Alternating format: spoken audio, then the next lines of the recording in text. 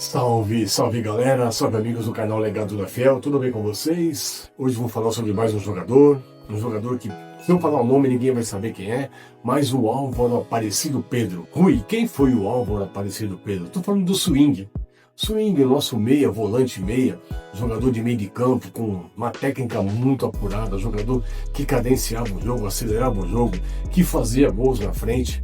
Foi um jogador importante, mas foi uma daquelas grandes necessidades e grandes tentativas do presidente da época, Valdir Elu, em trazer jogadores que pudessem tirar o Corinthians daquele incômodo do jejum, daquele longo período sem uma conquista.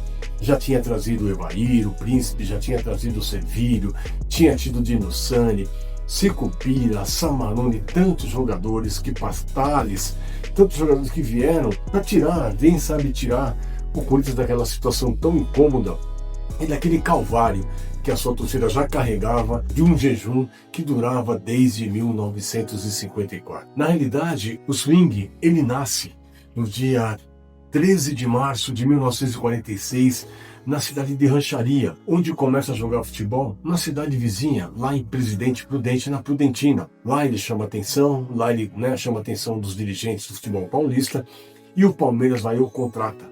Só que tem um problema muito sério. Quando ele chega no Palmeiras, era a grande ascensão e o grande momento de Dudu e Ademir da Guia. Ele não conseguiria jogar no lugar de Ademir da Guia. Então ele perde espaço, tudo, e procura uma alternativa, vai para o Fluminense emprestado. E no Fluminense ele fica um ano também, não consegue lá ter grande coisa. O Corinthians foi buscar em 1969, ele estreia numa partida contra Francana no amistoso, quando o Corinthians ganha por 2-0, e a sua última partida já em junho de 1973, um empate de 1-1 contra o São Paulo Futebol Clube. Ele, como eu disse, ele é um jogador de muita técnica, um jogador de uma visão muito grande, jogou 137 jogos com a camisa alvinegra, fez 22 gols.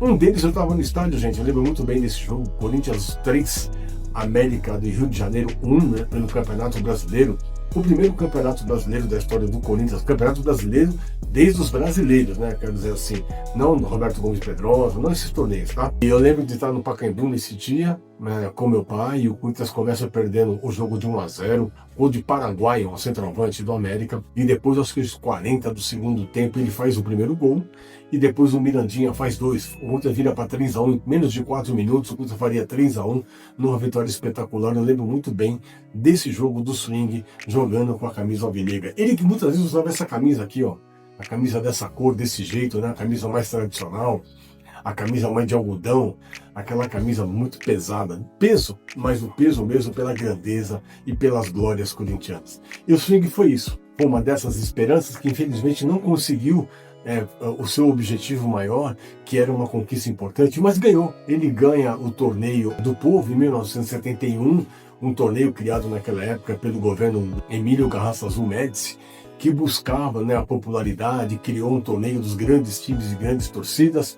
Foi assim com o Corinthians, Flamengo, Internacional e Atlético Mineiro, e o Corinthians se sagra campeão lá em Minas Gerais, jogando contra o Internacional, ganhando de 1-0 o gol do Rivelino, um gol de falta no goleiro Valdir, ainda no primeiro tempo. E ele também ajuda a conquistar também o torneio Laudo Natel em 1973, quando o Corinthians começa perdendo de 1-0 para o Palmeiras, gol do Milton, um centroavante que tinha vindo naquela época do México, e depois Rivelino de falta empata, e Lance, o Ernesto Lance, faz 2-1 e o Coringão ganhando aquele título. Não era aquele título que a torcida esperava, não era aquela coisa tão almejada, mas era um alívio, e de repente o Swing fazia parte daquela história, conquistando esse título também e levando lá para o Parque São Jorge mais um troféu. Então o Swing depois, ele, como eu disse, jogou em vários times, ele vai lá para o Espírito Santo, onde ele trabalha como treinador.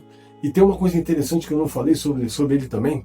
Logo no seu começo de carreira, quando jogava na Prudentina, naquele momento, ele tinha um companheiro de equipe, o Luiz Carlos Cunha, e os dois sofrem um acidente automobilístico grave, o seu companheiro de time faleceu infelizmente, e ele sobreviveu. E depois, como já no final da sua vida, já estava trabalhando no Espírito Santo, ele já tinha jogado em alguns 2 times ali da cidade, e ele falece depois de um infarto que ele teve fulminante, em dia 15 de dezembro de 2013, lá no estádio Capixaba, queria falar um pouquinho do swing, dessas grandes tentativas que o Corinthians tinha de sair daquele incômodo do jejum e não conseguia. Swing era mais um desses que ajudou a carregar um pouco daquela cruz pesada, preta e branca, que teimava em ficar nos nossos ombros, mas que depois foi libertada em 1977 pelo então nosso João Roberto Basílio, quando o Corinthians ganha da Ponte Preta por 1-0. Queria falar sobre isso, queria registrar esse jogador também, jogador que teve sim,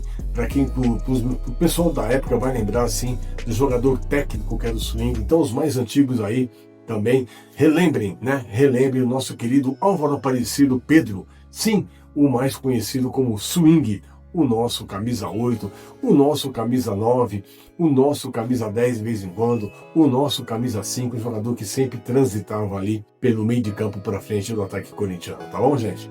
É isso aí, um abraço a todos, fiquem com Deus e, como eu sempre digo no final dos nossos episódios, eternamente vai Corinthians, um abraço a todos e fiquem com Deus. Valeu, galera, um abraço.